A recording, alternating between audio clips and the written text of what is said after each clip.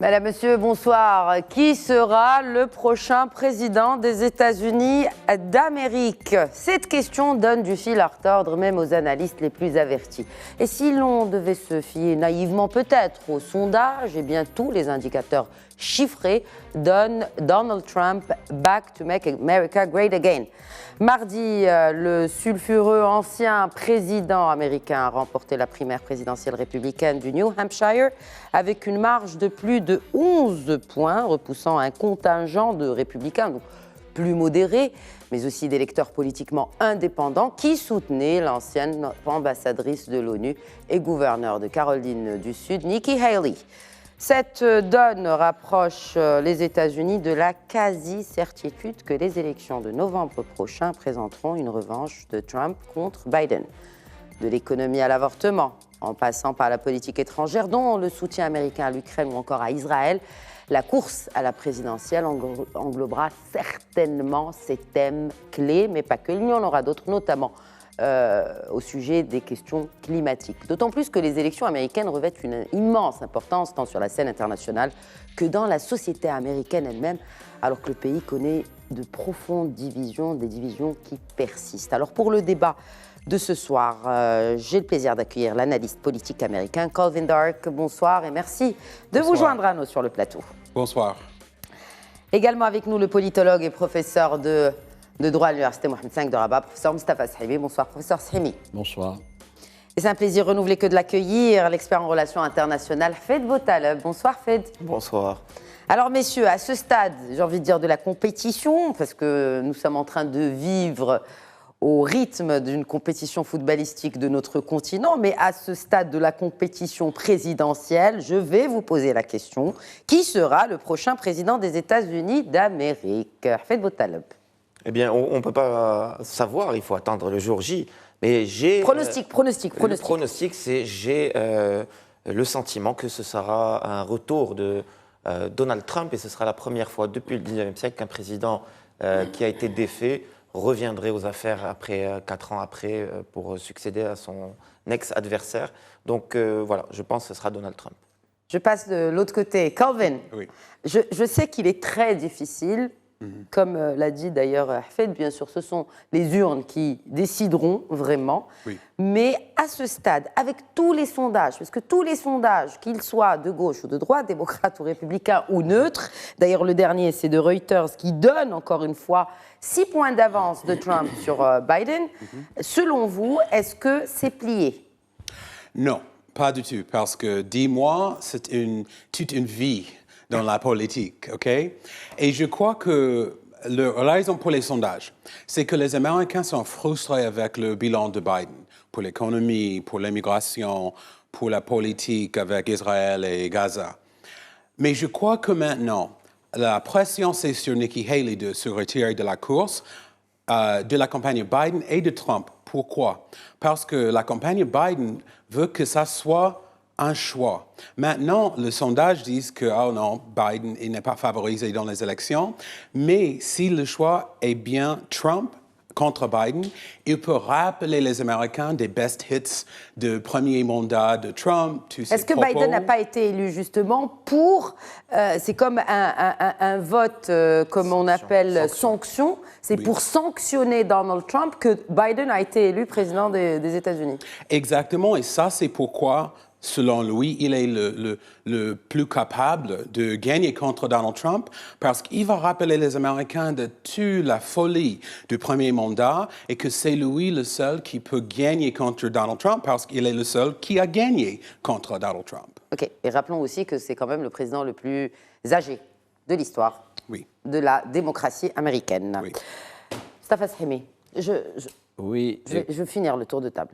Trump, merci. Biden. Il y a tout de même, ça a été dit par mon collègue, il y a 9 mois avant les élections de novembre 2024. Il faut de relativiser et de la prudence. 9 mois, c'est beaucoup de choses qui peuvent se passer, ne serait-ce qu'à l'international. Premier point. Deuxième point, il y a des éléments non maîtrisables. C'est bien les sondages, mais les sondages se trompent. Et c'est des sondages qui datent de janvier Et il se multiplie d'ailleurs. Personne ne peut savoir ce que seront les sondages du mois d'août, septembre, octobre, etc. Troisième élément à prendre en compte, me semble-t-il, c'est que les choix des électeurs américains se font essentiellement environ à 60% sur des questions économiques et leur situation matérielle. Or, ça a été dit à l'instant, le paradoxe de la présidence Biden est le suivant. Il y a eu de bons résultats économiques. Il a réduit le chômage de moitié. Eh oui, il y a 14 millions d'emplois créés. Il a réduit le taux de l'inflation. Mais paradoxalement, il y a ceci, c'est que, comme on dirait dans le langage courant, ça n'imprime pas.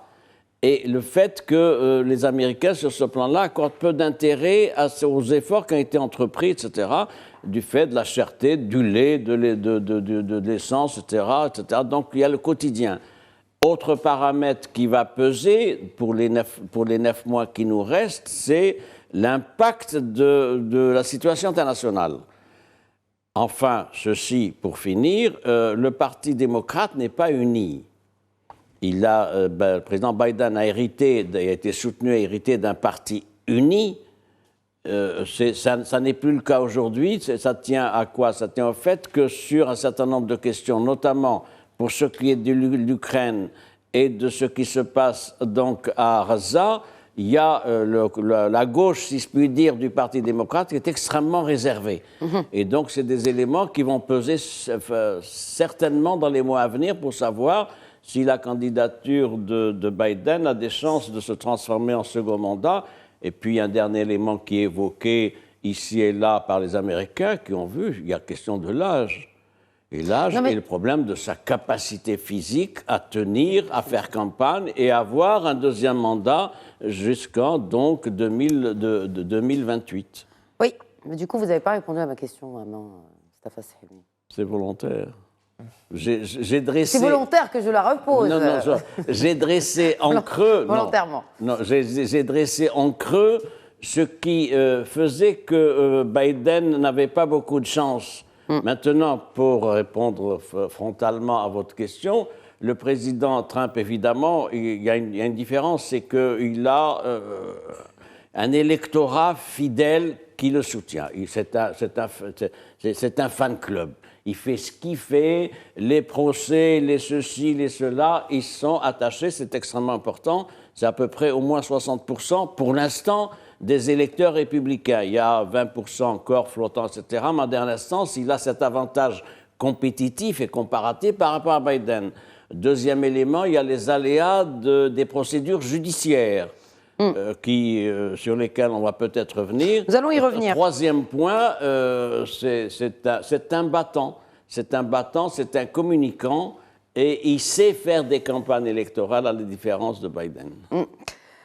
Alors, vous savez, dans cette émission, souvent, nous revenons sur les termes basiques, mais aussi les processus, pour qu'on comprenne déjà ce que c'est que la démocratie américaine. On parle bien sûr de ces élections. Il ne s'agit pas simplement d'élire le prochain président des États-Unis, mais aussi les membres du Congrès, les membres du Sénat. Donc c'est tout un processus finalement électoral, mais avec un focus naturellement sur le président. Si on devait peut-être juste rappeler pour nos téléspectateurs, faire un peu de pédagogie, messieurs, sur comment se déroule le processus électoral Calvin Dark aux États-Unis. Ça, c'est vraiment intéressant. J'explique ça toujours à mes amis hors des États-Unis. Tout à fait, ce qui est particulier. Hein, oui, parce que, par exemple, Hillary Clinton a gagné à peu près 3 millions plus de votes que Donald Trump, mais elle n'était pas présidente, OK? Joe Biden, il avait à peu près 7 millions de votes plus de Donald Trump, mais l'élection, ce n'était pas donné à Biden parce qu'on n'a pas une élection fédérale, nationale. On a par État. Et ça, c'est pourquoi il y a en réalité 8 ou 10 États qui comptent. Les autres, la New York, Texas, Floride, Californie, non. Et c'est pour ça que Trump veut que Nikki Haley se retire de la course, parce qu'il veut passer des temps à Michigan, Pennsylvanie, mon État, Caroline du Nord, la Virginie, parce que c'est ces États qui vont faire la différence. Et je veux ajouter une chose aussi. J'étais dans l'État de Michigan, à Dearborn, Michigan. Ça, c'est vraiment la capitale de la communauté arabo-américaine. J'étais là pour parler avec eux parce qu'ils ont créé Abandon Biden Movement, c'est-à-dire d'abandonner Biden pour le scrutin. Et j'ai posé la question parce que la majorité sont démocrates. J'ai dit, si vous abandonnez Biden, ça, c'est vraiment un vote pour Donald Trump.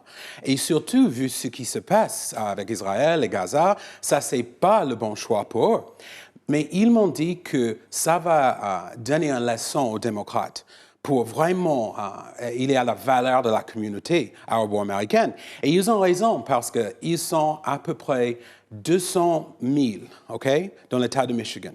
Je crois que Biden, il a gagné par 25 000 contre Trump.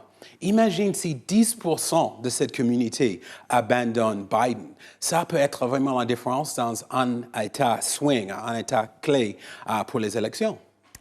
C'est un État clé pour les élections. Il y a un autre point clé pour les élections. Nous reviendrons sur chacun des thèmes principaux plus tard.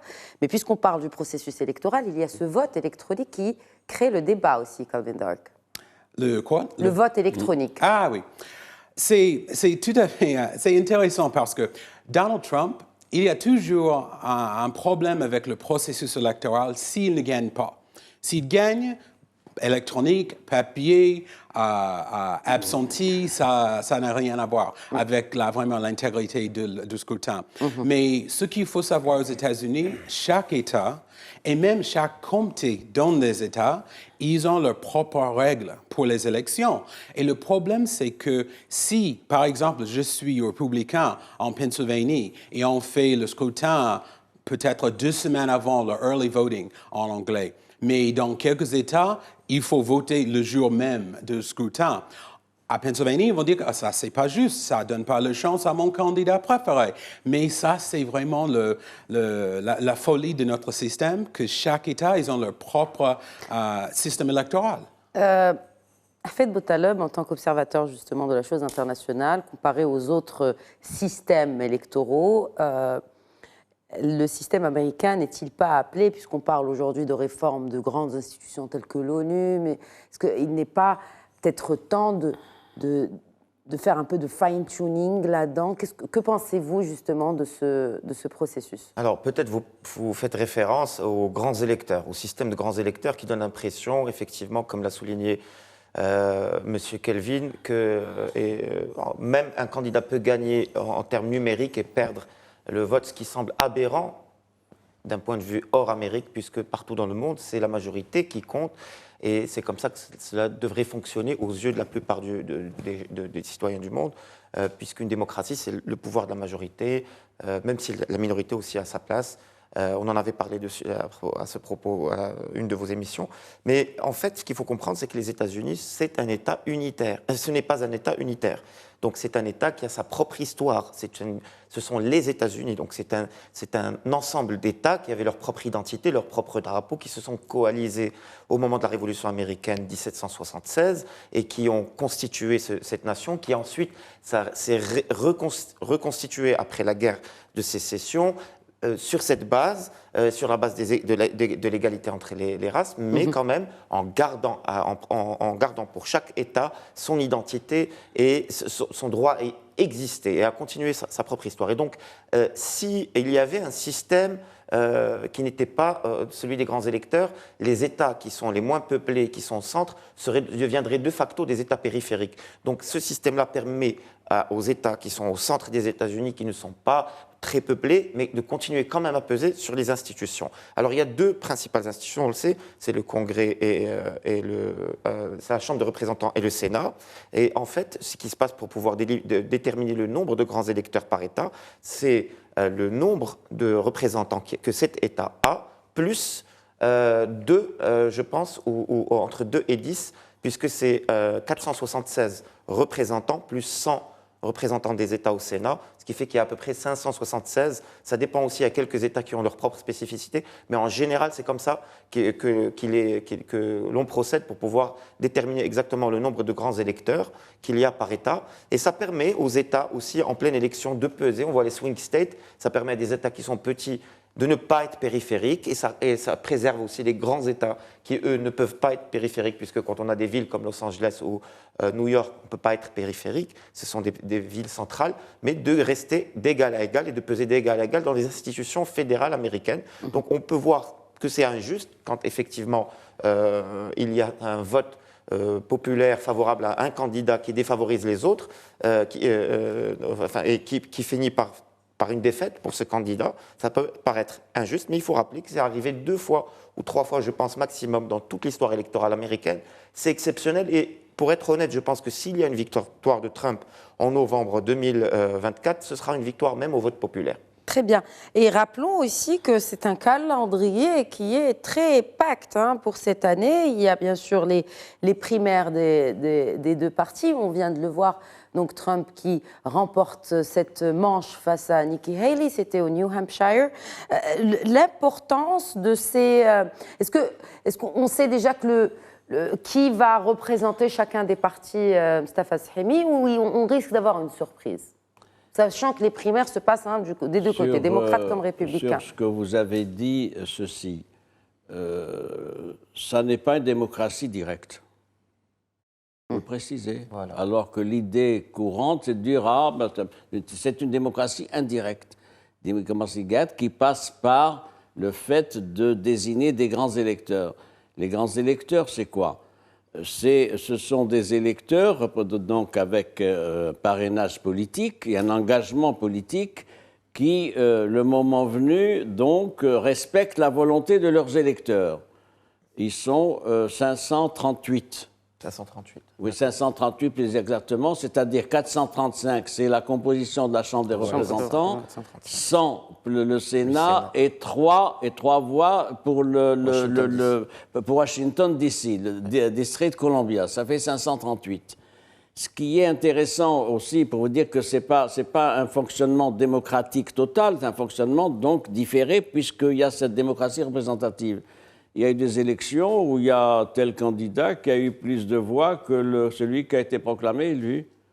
Je pense aux élections à l'élection de George Bush Jr. face à Al Gore, où il y a eu d'ailleurs, je vais être diplomate, bien des interrogations quant aux conditions de dépouillement des urnes à Miami.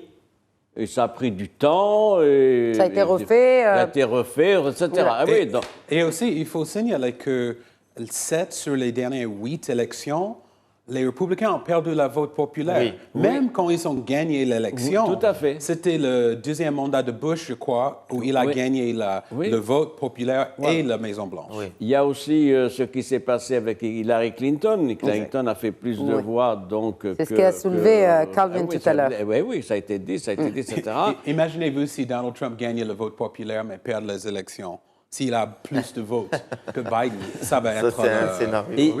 Il va encore dire et ressortir son argumentaire de janvier 2020, on m'a volé l'élection. On m'a volé l'élection. Donc nous n'en sommes pas là pour ça, il faut être prudent. Alors l'autre point à relever, c'est le fait que c'est des élections qui vont se jouer pratiquement non pas à partir des grands électeurs de certains États, comme ça a été dit, mais à partir de ce qu'on a identifié dans la cartographie électorale américaine, 6 États basculent. C'est-à-dire le gros du paquet, si je puis dire, doit être mis le 5 mars prochain, et c'est à partir de ça qu'on aura des éléments pouvant peser de manière significative sur le résultat. Je reviens à votre question, tout de même, si vous le permettez. C'est un processus lent, mais c'est un processus qui permet d'associer les uns et les autres, donc à travers les caucus, à travers les réunions des partis, tout ça, etc. Est-ce qu'on est sûr que ce sera Donald Trump qui représentera les républicains? Est-ce que Nikki Haley est vraiment out? Ça, je peux répondre, mais si vous ne me posez pas oui, directement la question est ouverte à tout le monde. Je peux être sur ce plan. Autant j'étais réservé jusqu'à maintenant, autant maintenant je peux être affirmatif, c'est que Nikki Haley n'a aucune chance d'être investie comme candidate du Parti républicain. D'ailleurs, je suis sûr qu'elle le sait. Il y a l'écart des voix et des sondages, etc., qui n'est pas rattrapable. Il y a le fait que ce n'est pas une personnalité de premier plan. Et il y a les poursuites judiciaires contre Trump. Oui, tout à fait. Oui, mais les poursuites judiciaires sont intéressantes parce que pour l'instant, elles font l'objet de mesures de la part de ses avocats. Vous savez que la Cour suprême a rejeté une demande du procureur fédéral qui demandait à ce qu'il soit statué de manière urgente sur l'immunité ou pas du président Trump. Eh bien, la Cour suprême n'a pas donné suite. Oui, mais on attend une autre décision le 8 février de cette même... Le 8 février, on attend cette décision de la Cour suprême d'exclure ou pas Donald Trump de certaines primaires. Donc, si on l'exclut de certaines primaires, ça veut dire qu'Haley, elle pourrait avoir ses chances. Si vous le permettez, sur ce point-là, en tant que juriste, je vais vous répondre sur ce point particulier. Oui. Il n'y a pas dans la jurisprudence de la Cour suprême américaine un précédent, c'est-à-dire un ex-président poursuivi. Okay. Et donc, il n'y a pas de jurisprudence et nul doute que la Cour suprême va travailler à minima et dire « je ne suis pas compétente ». Il y a deux raisons pourquoi Nikki Haley est finie en 2024. Un, c'est son argument, c'était moi, je peux gagner avec les indépendants et les modérés. Oui, les modérés, voilà. New Hampshire, c'est presque un État démocrate. Et Trump, il a gagné parmi les modérés là-bas. Alors, ça, c'est une des raisons. La deuxième, c'est le pragmatisme, le vote stratégique. L'argument avant les primaires, c'était même les gens qui sont pour Trump, ils se rendent compte avec ces problèmes juridiques. Peut-être il n'est pas le candidat qui peut gagner. Mais j'ai entendu après le scrutin à New Hampshire, une femme, MAGA, Trump, Make America Great Again, elle a répondu à la question pourquoi Trump au lieu de Nikki Haley qui n'a pas les problèmes juridiques. Elle a dit « je préfère perdre avec Trump que gagner avec quelqu'un d'autre ». Ça, c'est la preuve que le Parti républicain vraiment sont derrière Trump. Alors ça, c'est pourquoi... Ils ne sont pas divisés. Hein. Oui. Parce que, tout à l'heure, professeur Srimi parlait de certaines scissions au sein du Parti démocrate. Oui. Vous confirmez ces scissions, ces divisions au sein du Parti démocrate aujourd'hui, Calvin Dark? Oui, mais... ce n'est pas le cas, par exemple, pour les républicains. Non, ce n'est pas le cas. Voilà. Et Biden, je crois que maintenant, il n'y a pas de division pour les démocrates parce que c'est trop tard pour quelqu'un d'autre. C'est vraiment, de manière technique, c'était impossible après le 1er janvier. Et maintenant, il faut suivre Biden, sinon l'alternative, c'est Trump. Alors, le slogan pour Biden cette année, c'est que je suis pas Trump. Et ça, c'est la chose qu'il a fait pendant ce premier mandat avec 100% de succès. Il n'était pas Trump, il ne va pas être Trump. Et ça, c'est vraiment pourquoi il dit qu'il est le plus capable pour les élections. Est-ce qu'il est vraiment capable, mentalement et physiquement? Ça, c'est le seul problème qu'il a où il ne peut rien faire. Avec l'économie, je crois que ça va être un peu mieux avant novembre. La situation à l'étranger, peut-être ça va changer, mais il va être plus âgé en novembre. Mais le problème, c'est que Donald Trump, il a 3 ans moins que Joe Biden. Il a beaucoup plus d'énergie, mais en tant qu'âge, ça c'était l'argument de Ron DeSantis et Nikki Haley, que nous avons les politiques de Trump, le conservatisme, mais nous sommes dans la quarantaine, cinquantaine, mais encore une fois, les républicains ont dit, l'âge pour eux, c'est pas un problème. Alors, est-ce que, pour les républicains comme pour les démocrates, comme pour tout Américain, ce qui compte finalement, c'est l'état de l'économie? Est-ce que vous avez parlé de ces chiffres, professeur Srimi, mais de l'autre côté, force est de constater aujourd'hui que l'économie américaine n'est pas ce qu'elle était. Hafed Boutaleb. Quand même, au dernier chiffre du FMI, le PIB américain a bien creusé l'écart. 28 000 milliards de dollars, 10 000 milliards de dollars de plus que la Chine. Alors que la Chine était très proche. Là, effectivement, la distance s'est creusée. Donc, on peut pas quand même reprocher aux démocrates d'avoir raté un peu le volet économique. Au contraire, il y a vraiment eu de la croissance, création d'emplois. Le chômage est à son plus bas niveau depuis un demi-siècle. Mais le problème, c'est effectivement le style. Alors, il y a de l'inflation, mais c'est le style présidentiel, alors effectivement au niveau de l'économie, mais c'est vraiment le style, comme vous disiez, de Joe Biden, qui a du mal aujourd'hui à rassembler, et aussi le discours. Depuis qu'ils sont arrivés au pouvoir, le problème des démocrates, ils n'ont pas cherché à rassembler. Ils ont attaqué Donald Trump alors qu'ils savent très bien qu'il a une base très solide. Et donc, en cela, ils n'ont pas rassemblé. Ils ont, même dans les affaires étrangères, ils ont été intransigeants avec un certain nombre de pays. On a vu ce sur quoi ça a abouti. On aura beau avoir les outils d'analyse différents, mais on sait très bien aujourd'hui que la guerre d'Ukraine aurait pu être évitée. Aurait pu être évitée si... S'il y avait eu plus de dialogue et plus des positions plus rassembleuses, au lieu de rester camper sur sa propre position et rester en étant clivant. Et voilà, ça a été cela le problème démocrate. Parce qu'aujourd'hui, tout le monde se pose la question, comment dans un électorat qui s'occupe principalement, pour lesquels l'élément le plus important, c'est l'état de l'économie et l'emploi, comment, dans une conjoncture très favorable à l'économie et à l'emploi, le président sortant est donné perdant face à l'ancien président. Comment ça se fait? C'est effectivement, il y a un problème de style, un problème dans le ton que le Parti démocrate a adopté, sans parler des scandales, effectivement, qui sont un peu partout. Son fils. Notamment, voilà, Hunter Biden, et puis le scandale Epstein, etc. Son fils. Alors, ce qui est intéressant aussi de soulever, ce sont les chevaux de bataille de part et d'autre. C'est-à-dire qu'il y a cet aspect, ces questions sociétales qui pèsent aussi dans la balance. Est-ce que vous... Au-delà de l'économie, est-ce que l'Américain fait plus attention à ces questions sociétales, les lois contre l'avortement, d'autres choses qui ne sont pas finalement du ressort d'un président ou peut-être qui pèsent moins dans la balance dans d'autres pays? C'est un élément, si vous le permettez, sur la question sociétale, c'est un élément de division des électeurs démocrates. Parce que la poussée, elle vient d'où? La poussée revendicatrice et contestataire. Elle ne vient pas des électeurs républicains. Elle vient d'un certain nombre de courants démocrates qui estiment que le président Biden n'a pas fait ce qu'il fallait faire. L'histoire de l'avortement, elle n'est pas réglée.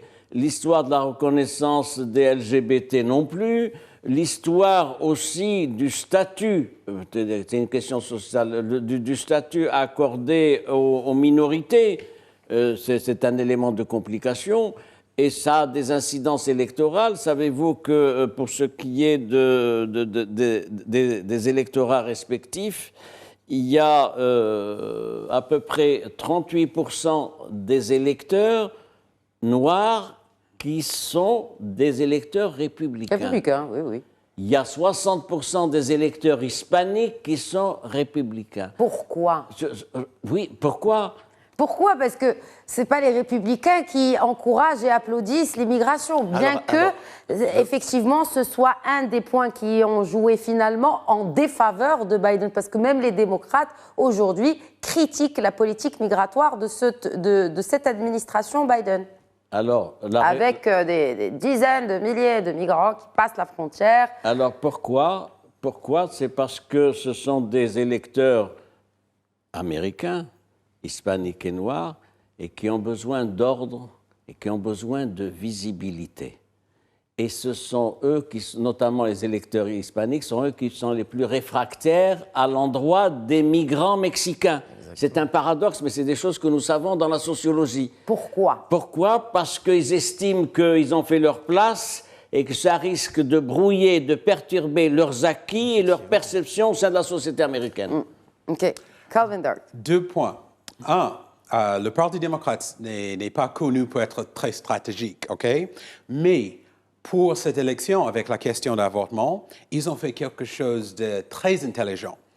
Dans les États clés, ils ont créé des référendums sur la question d'avortement. Pourquoi?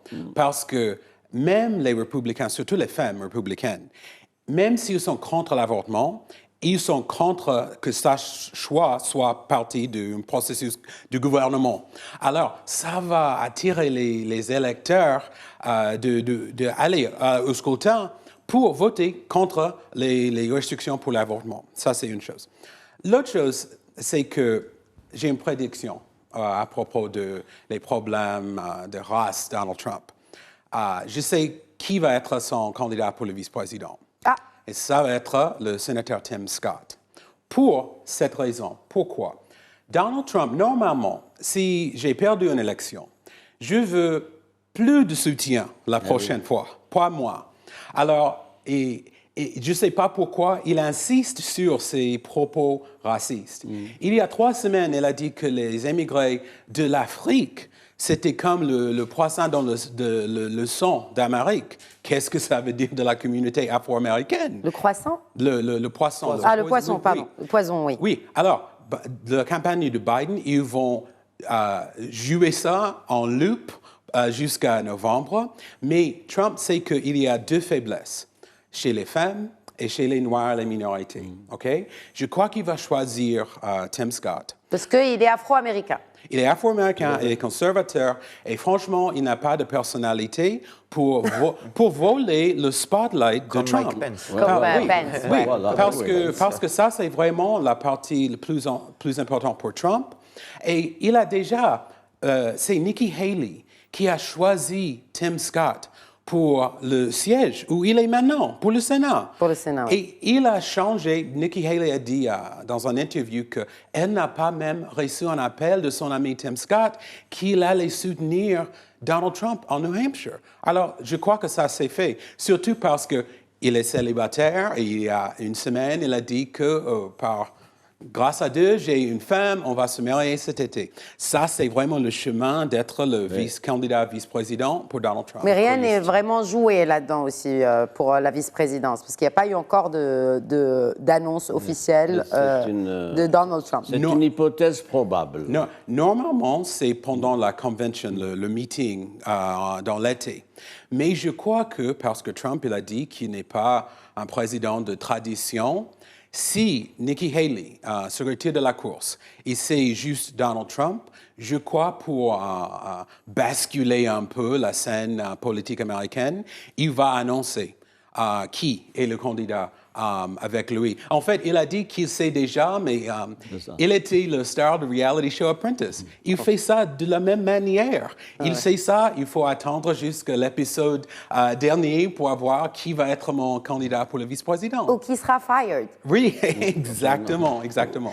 Alors, Hafed Boutaleb, nous allons revenir aussi sur cette question qui est très, très importante, et il s'agit de la politique étrangère des États-Unis. Comment risquent d'évoluer les situations en Ukraine, en Israël, ou à Gaza surtout, si l'un ou l'autre venait à gagner? Si Donald Trump remportait l'élection, bon, on souhaite, Inch'Allah, quand même que la paix régnera d'ici là, notamment dans cette région du Proche-Orient, et à Gaza tout particulièrement. Si Donald Trump venait à revenir à la Maison-Blanche, ou si Biden gardait son siège dans le bureau ovale. Alors, si Donald Trump revenait à la Maison-Blanche par rapport à l'Ukraine, tout d'abord, il a déjà dit, c'est ce qu'il dit, qu'il réglerait, ou qu'il était capable de régler ce problème par un coup de fil. Bon, bien entendu, la situation sera beaucoup plus compliquée, puisque aujourd'hui, la Russie est bien engagée en Ukraine et occupe quand même 20% du territoire ukrainien, et que pour trouver une solution, il faut que les Ukrainiens soient partis de la solution, et pour qu'ils soient partis de la solution, on imagine difficilement qu'ils acceptent d'abandonner 20% de leur propre intégrité territoriale. Or, s'ils n'acceptent pas, ça veut dire que la guerre va continuer. Donc, il va falloir trouver, et c'est là où j'en viens pour dire, c'est très complexe pour résoudre la question ukrainienne, et ça semble difficile de croire que ça va être résolu par un coup de fil. Cependant, la différence avec les démocrates, ce sera un soutien moins important en termes d'armement et financier à destination des Ukrainiens, d'une part, et peut-être ouvrir la porte du dialogue avec Poutine, d'autre part. Ensuite, il va falloir tout un cycle de négociations qui prendra beaucoup de temps pour peut-être arriver à une solution. Est-ce que Donald Trump pourrait, si au terme de ce cycle de négociations on arrive à une impasse, pourrait quand même revenir sur tout ce qu'il a dit et reculer face à la Russie et s'aligner sur les positions des démocrates aujourd'hui? Ça semble très difficile quand même, puisque c'est un président qui insiste pour démontrer qu'il est totalement différent de ses adversaires. Et je pense qu'il fera tout pour vraiment asseoir une paix, peut-être aux dépens des Ukrainiens, ce qui serait assez paradoxal au vu de tout ce que les Américains ont déployé comme soutien pour eux. Mais c'est très difficile de prévoir ce qui sera. Et aussi l'évolution du front en Ukraine, au Donbass, n'est pas encore stabilisé, même si effectivement le front est assez stable, mais la situation reste encore très difficile. Au niveau de Gaza, comme vous le dites, on espère quand même que d'ici à novembre, on ne va pas continuer, puisqu'avec au rythme où nous allons, le bilan humain va devenir extrêmement lourd, déjà que c'est déjà le cas.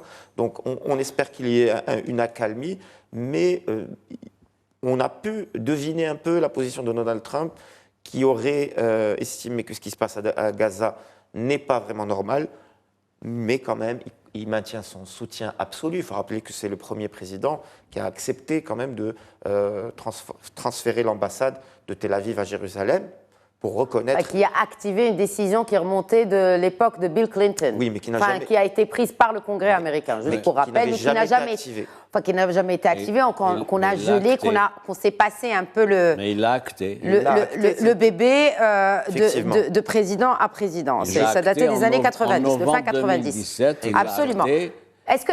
Vous parlez justement de cet appui des États-Unis. C'est très important. Vous parlez de cet appui des États-Unis à l'État d'Israël. Est-ce qu'il soit républicain, démocrate, Biden, Trump, le président pourrait retirer cet appui, ce soutien inconditionnel de Washington à Tel Aviv? Est-ce que aussi, et là c'est vraiment d'actualité, malgré que la Cour de justice, aujourd'hui d'ailleurs la décision a été prise pour que on appuie cette condamnation de génocide envers Israël. Est-ce que ça pourrait aussi changer les choses pour le président Biden, déjà encore en fonction, ou peut-être pour le prochain président? Oui, professeur Sahimi. Merci. Ce qu'on peut relever, c'est qu'un certain nombre de pays en cause que vous avez cités sont tous avec l'idée de voir ce qui va se passer en novembre prochain. C'est le cas de Poutine, du chef d'État de la Fédération de Russie. C'est le cas de Netanyahou. Et c'est aussi le cas de Zelensky, mais de manière craintive. Si ce bureau de Netanyahou venait à finir l'année. Oui, mais vous savez, c'est difficile de changer un cabinet de guerre. Ou en tout cas, un cabinet qui se veut un cabinet de guerre. C'est difficile parce que malgré tout, les circonstances sont là. Donc, les scissions et les divisions aussi. Oui, aussi, c'est vrai. Cette parenthèse. Donc, premier point, c'est le novembre 2024, tout le monde est là avec cette ligne de mire. Deuxième point, par dossier. Pour ce qui est de l'Ukraine, évidemment, on ne veut pas régler ça par téléphone, ça c'est le président Trump qui parle comme ça, mais nul doute qu'il va peser pour qu'il y ait un processus de négociation. Il va peser comment? Par le financement. Il y a 60 milliards de dollars qui sont dans les circuits du Congrès américain pour aider l'Ukraine. Ça n'avance pas. Ça n'avance pas du fait de la position des républicains qui disent « Ah oui, d'accord, etc. » Mais il faut mettre 20 milliards de dollars supplémentaires pour la lutte contre les migrants mexicains. Et donc voilà un levier important, c'est-à-dire le nerf de la guerre, le financement. Deuxième point, il a un code de négociation avec Poutine. Ils se sont pratiqués, ils savent ce qu'il faut se dire, Poutine le sait, connaît la psychologie du président Trump, etc. Et nul doute qu'il y aura quelque chose qui se fera si le président Trump est réélu. Il se fera parce qu'il a la manière, vous savez, il ne fonctionne pas comme un diplomate classique. Il fonctionne comme quelqu'un qui veut des deals. Il fonctionne comme ça. Pardon, je continue. Maintenant, pour ce qui est de Gaza, du Moyen-Orient, le soutien conditionnel de Trump à l'État d'Israël et au gouvernement Netanyahou. C'est fait, c'est acté, il n'y a pas de changement. En revanche, il va prendre en compte la dimension sécuritaire déstabilisatrice de la situation créée. Je note à ce sujet que la diplomatie de Biden a épuisé ses effets. Le secrétaire d'État américain, Blinken, il a fait le tour de la région 5 ou 6 fois, etc. Ils sont beaucoup d'avancées. Avec maintenant le problème des Houthis, les menaces de sécurité. Et sur ce plan-là, je pense que le président Trump va peser, taper sur la table pour sécuriser la situation. S'il est élu, c'est pour sécuriser. Nous raisonnons dans ce schéma, évidemment. Sécuriser la région et peut-être à ce moment-là pousser à enfin un règlement négocié de la question palestinienne. Hafed Boutaleb, avant de donner la Alors, parole à par Carl. rapport à ça aussi, pour continuer, il faut rappeler que l'administration de Donald Trump a initié ce qu'on appelait les accords d'Abraham. Donc, les accords d'Abraham ont été initiés à l'initiative des républicains et ils ont été traités de manière très distante et froide par leurs successeurs démocrates. Puisque les démocrates ont, à ce moment-là, comme je vous l'ai dit, étant donné qu'ils n'ont pas su être rassembleurs et qu'ils ont été revanchards par rapport à la période Trump, ils ont décidé de saboter ou de geler ou de traiter de manière distante et froide l'intégralité de son bilan, y compris aux affaires étrangères, notamment les accords d'Abraham. Et on l'a vu, on l'a vécu ici au Maroc, au lendemain de l'arrivée de l'administration des démocrates, de Biden, on attendait la même ferveur qui avait été exprimée à la fin du mandat des républicains par rapport à notre intégrité territoriale, et on a été un peu déçus, même si effectivement rien n'a changé sur la position américaine de bien le rappeler. Et donc, c'était quoi les accords d'Abraham? C'était une vision globale de la région. Alors, le problème, c'est qu'on ne saura jamais quelle aurait été la situation du Moyen-Orient si Trump avait gagné un deuxième mandat. On ne le saura jamais, parce qu'il a été arrêté en cours. Les accords d'Abraham devaient continuer. Et il y avait beaucoup d'éléments qui étaient prévus qui n'ont pas été... Mais surtout, il y avait des pays qui devaient intégrer aussi ces accords d'Abraham. Et puis le dernier, et ça allait se faire, c'est l'Arabie Saoudite. Et puis vient cette attaque du 7 octobre et qui fait disparaître tout espoir d'un rapprochement entre Riyad et Tel Aviv. Mais ce sur quoi je veux insister, c'est qu'il me paraît évident que si Donald Trump revenait aux affaires, si les accords d'Abraham devaient être relancés, la dimension réservée aux Palestiniens serait beaucoup plus importante, puisqu'on a bien compris aujourd'hui qu'il faut un accord global intégrant les Palestiniens pour que toute paix soit pérenne au Moyen-Orient. On ne peut pas faire l'impasse sur l'État palestinien et sur le droit d'existence d'un État palestinien. Et vous faites, dans l'État palestinien avec ses représentants. Effectivement. Et là encore, il y a exactement, légitime. Et là encore, il y a une grande question qui se pose. Mais la question qui se pose aussi, c'est le poids des États-Unis sur la scène internationale. Est-ce qu'il ne s'est pas amoindri, Calvin Dark, aujourd'hui? Quand on voit tous ces efforts, vous l'avez dit, du chef de la diplomatie, M. Blinken, mais aussi même du président, qu'il appelle Netanyahou pour lui demander d'arrêter, etc., etc. Et puis on voit que, en fait, plus personne n'écoute vraiment ce que dit Washington. Oui, et je veux dire aussi que vous avez raison, parce que en tant qu'Américain, dans mon cœur, je dis que Donald Trump et la situation en Gaza, il est xénophobe, il est raciste, il va donner la carte blanche à Netanyahou, mais en tant qu'analyste, je me souviens, pour Donald Trump, il est transactionnel. Ça, c'est le plus important. La politique du deal. Politique du deal. Alors, dès le début, s'il est réélu, il va faire ce que Netanyahou veut faire. Mais si les Saoudis, les Marocains, les autres pays proposent quelque chose qui est un better deal pour Donald Trump, il n'a pas de fidélité. Alors ça, c'est vraiment au cœur de sa politique.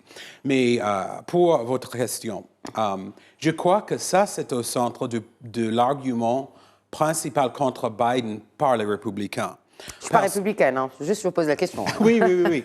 Parce qu'ils disent que ce n'est pas que ce qui se passe en Ukraine, avec Israël, en Afrique, en Chine, avec la Corée du Nord. L'Irak, la Syrie, toutes les bases qui sont attaquées, et sur une base quotidienne, toutes les bases américaines qui sont là-bas.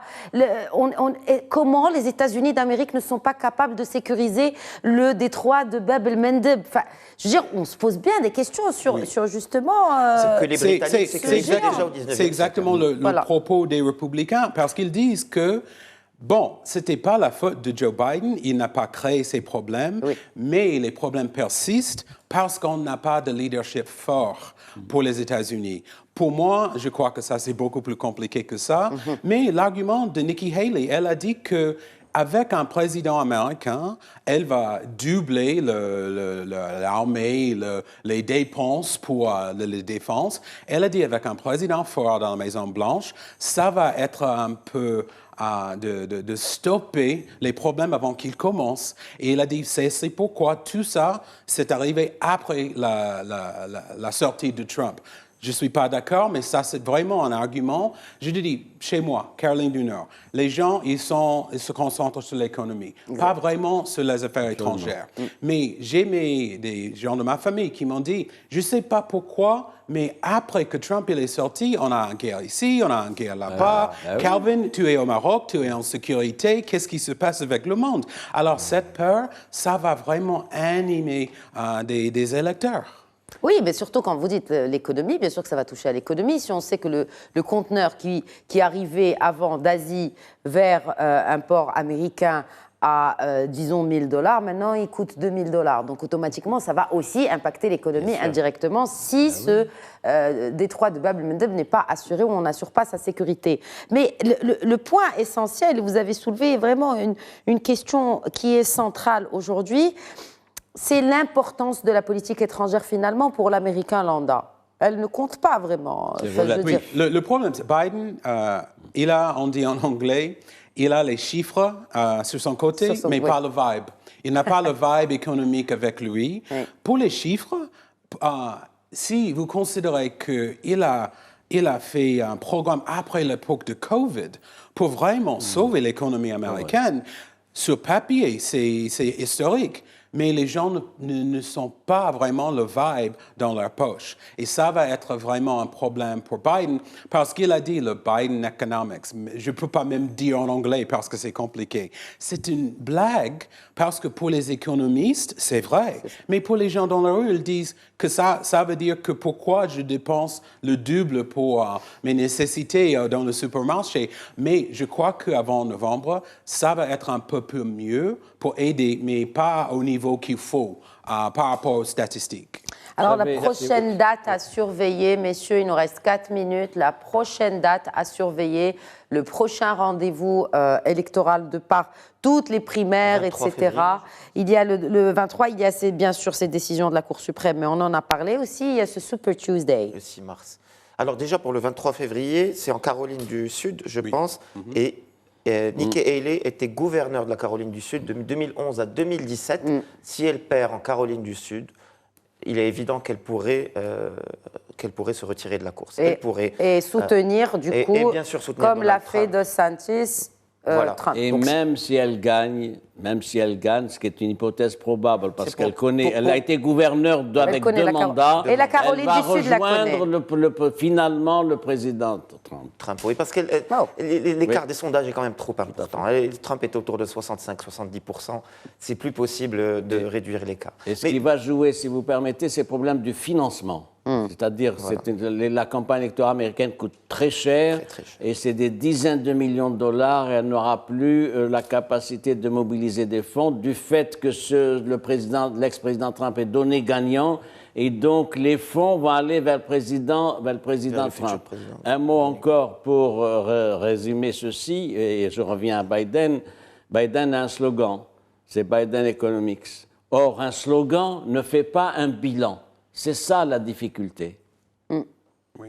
Alors qu'effectivement, le slogan qui est toujours, d'ailleurs, il ne l'a pas changé, Make America Great Again, c'est le même pour Trump. Oui. Il ne l'a pas changé. Au niveau de Joe Biden, il faut rappeler quand même, la campagne de 2020 s'est faite beaucoup sur fond de ce fameux programme de transition énergétique, écologique. Rien n'a été fait en 3 ans. Je parle sous le contrôle de Kelvin, mais très peu de choses ont été réalisées.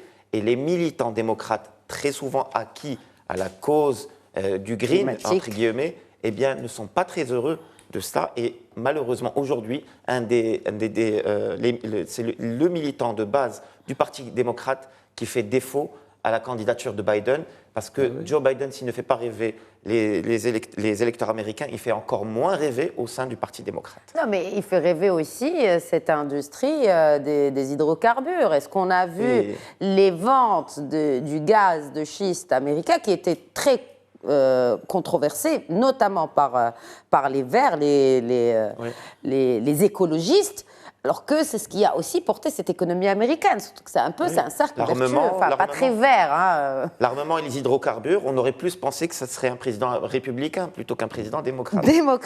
Voilà. Et puis on attendra le premier débat présidentiel. Ce sera dans 8 mois, ce sera le 16 septembre prochain. entre le candidat républicain, donc certainement Trump, et le candidat démocrate, certainement Biden, au Texas, ce Super Tuesday. Est-ce qu'il y a d'autres dates ou peut-être d'autres éléments qui vont vraiment peser dans cette élection présidentielle, Calvin Dark? Super Tuesday ne va pas être une grande chose cette année parce que j'imagine que Nikki Haley va se retirer avant Caroline du Sud.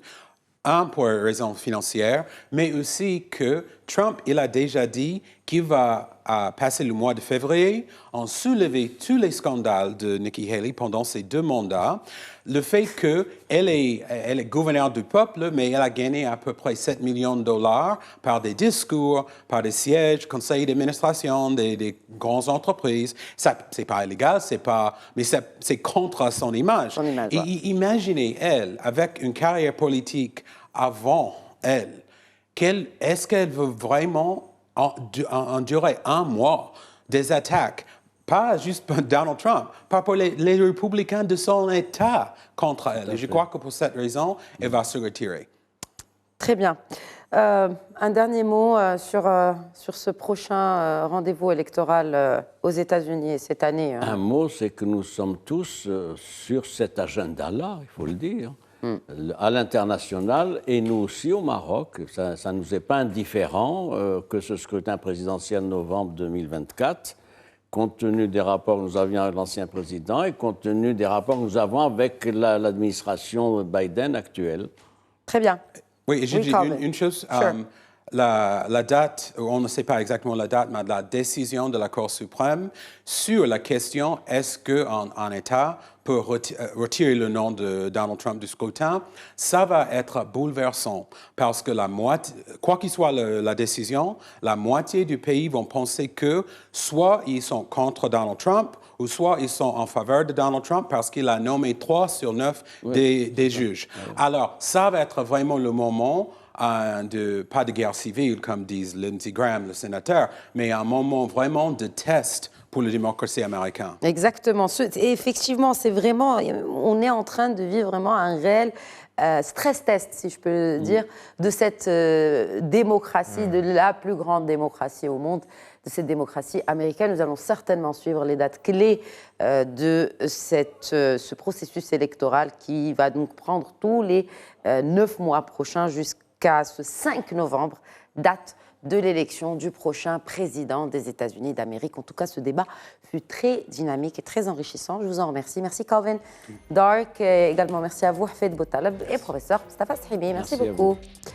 Et merci à vous pour votre fidélité à Questions d'Actu. Très bonne soirée et excellent week-end à tous.